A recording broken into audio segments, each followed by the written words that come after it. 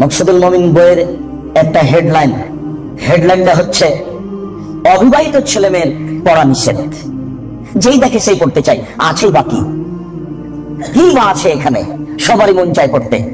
দেখা যাচ্ছে লেখা আছে, ভরা পেটে স্ত্রী মিলন হলে সন্তান ভ্যাংচা হয়, সফরের পূর্বে স্ত্রী মিলন ঘটলে ছেলে টেরা হয়, চন্দ্রগ্রহণে সূর্যগ্রহণে স্ত্রী মিলন হলে ছেলে কানা হয়। এইভাবে কথাগুলি লেখা আছে। মহান আল্লাহ বলেন, নিসাউকুম হারসুল লাকুম ফাতু হারসাকুম আন্না শিতুম। পৃথিবীর মানুষ, তোমাদের স্ত্রী তোমাদের জমি, তোমরা তোমাদের স্ত্রীর নিকটে আসো তোমাদের ইচ্ছা মতো।